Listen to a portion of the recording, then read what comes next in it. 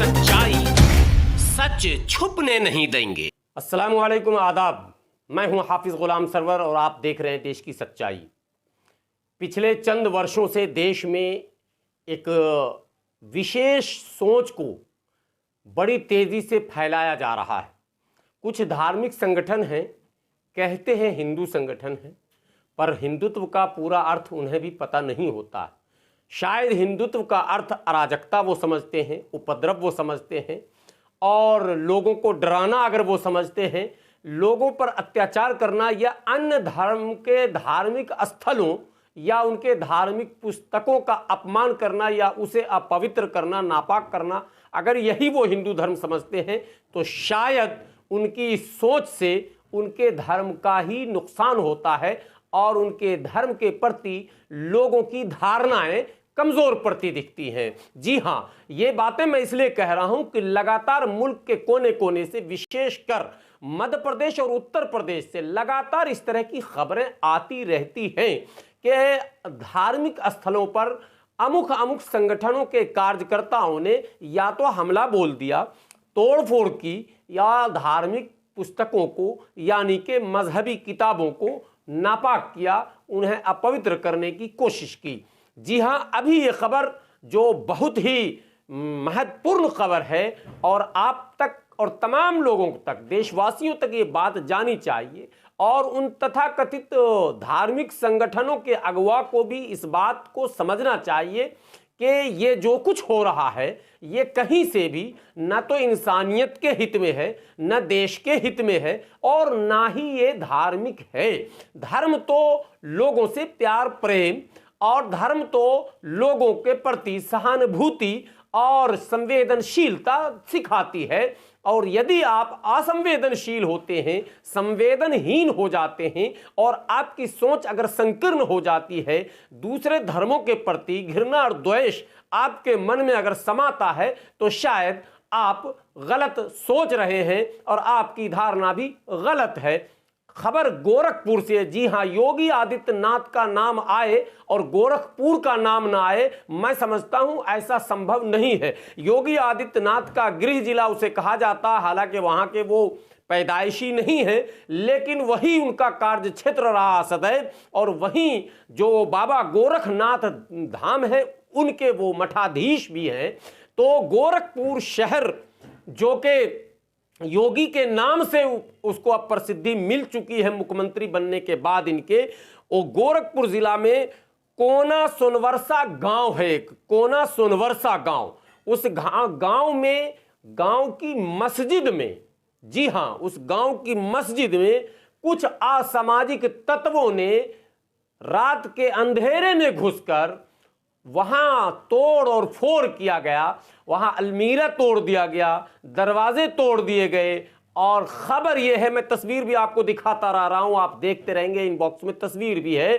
खबर यह है कि तमाम धार्मिक पुस्तकों को, यानी कुरान शरीफ जो मजहबी किताब, पाकीदा किताब है, उसको अलमारी से निकालकर, जो कि मस्जिदों में अक्सर अलमीरे में रखा रहता है, निकालकर और मस्जिद के अंदर ही उसे आग के हवाले कर दिया गया, यानी कि जला दिया गया। और सुबह में जब यह खबर मिली तो खबर जंगल की आग की तरह इलाके में फैल गई, पूरे क्षेत्र में तनाव की स्थिति हो गई। लेकिन समय रहते ही पुलिस प्रशासन ने जो है अपने कर्तव्य को दिखाया और बड़ी तेजी से वहां स्थानीय पुलिस से लेकर बड़े वरीय प्रशासनिक पदाधिकारी तक पहुंचे। अब तक की जो सूचना है वो ये है कि आईजी, डीआईजी तक का दौरा वहां हो चुका है और बड़ी तादाद में पुलिस बल को वहां तैनात कर दिया गया है। एफआईआर भी लिख लिया गया है और ऐसे शरारती तत्व, ऐसे असामाजिक तत्वों को चिन्हित करने की कोशिश की जा रही है, उनके गिरफ्तारी की कोशिश की जा रही है। पुलिस पदाधिकारियों का कहना है कि स्थिति तनावपूर्ण जरूर है लेकिन पूरी तरह से नियंत्रण में है। सद्भावना बनाने का प्रयास किया जा रहा है, लोगों को आपस में मिलजुल कर शांति के साथ रहने की अपील भी की जा रही है और साथ में लोगों से ये कहा जा रहा है कि जो भी असामाजिक तत्व जिसने भी इस तरह की हरकत की है उस पर कानूनी कार्रवाई होगी, कानून अपना काम करेगा। जाएगा। लेकिन एक तस्वीर मैं आपको दिखाऊंगा जो दिल्ली के अंदर की तस्वीर है, वहां कानून बिल्कुल अपना काम नहीं कर रहा है। और वो तस्वीर दिल्ली के मंगोलपुरी की है, जहां पिछले दिनों एक निर्मम हत्या जो है रिंकू शर्मा नामक एक युवा की हुई थी। वो अति निंदनीय था, लेकिन उस हत्या के बाद उसकी प्रतिक्रिया स्वरूप वहां एक प्रतिष्ठित अपने आप को संत कहने वाली महिला, जो अपने आप को मां कहती है कि मैं मां हूं, वो महिला पहुंचती है और उन हत्यारों के मकानों पर बाज़ाब्ता भाषण देकर, ललकार कर, उकसा कर लोगों को उसके घर पर हमले करवाती है। और वो कहती है बयान में कि हमें कानून से कोई लेना देना नहीं, हम तो बदला लेकर रहेंगे।